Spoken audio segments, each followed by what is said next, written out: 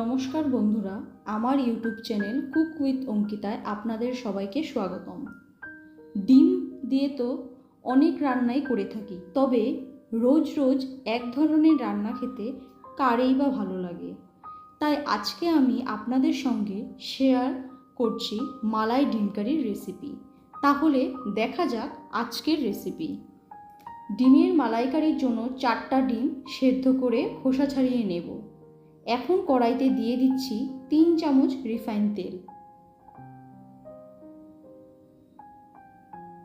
তেলটাকে ভালো করে গরম করে নেব।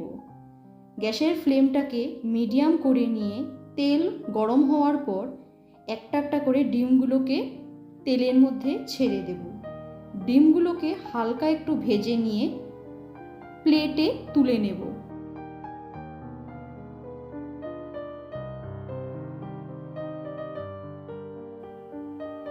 এবার একই কড়াইতে আর 2 চামচ তেল দিয়ে তাতে কিছু গোটা গরম মশলা দিয়ে দেব।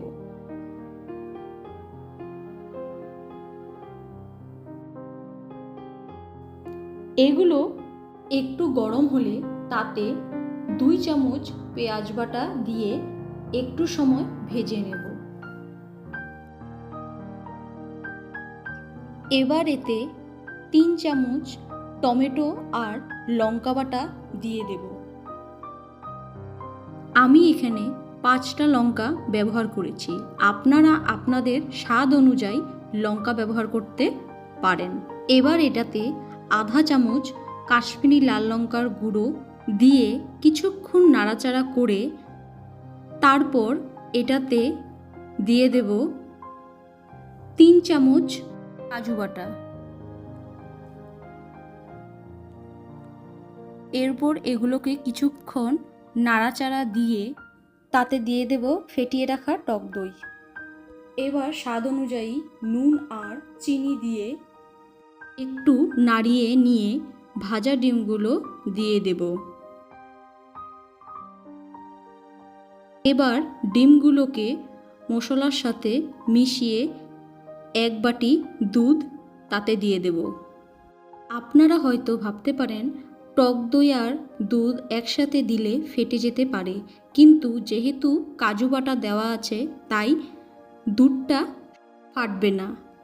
এখন 2-3 মিনিটের জন্য হাই ফ্লেমে কষিয়ে নিয়ে ফ্লেমটাকে লো করে দিয়ে আবার কিছুক্ষণ সময় কষিয়ে নিতে হবে। এবার এটাতে চেরা কাঁচা লঙ্কা আর কিছুটা কুচিয়ে রাখা ধনেপাতা দিয়ে নামিয়ে নেব। আমার আজকের রেসিপি মালাই ডিম কারি আপনাদের কাছে কেমন লাগলো অবশ্যই জানাবেন। ভিডিওটি ভালো লেগে থাকলে অবশ্যই লাইক আর শেয়ার করবেন। আর আমার চ্যানেলে যারা নতুন এসেছেন তারা অবশ্যই চ্যানেলটিকে সাবস্ক্রাইব করে পাশে থাকা বেল আইকনটি প্রেস করে দেবেন। ধন্যবাদ।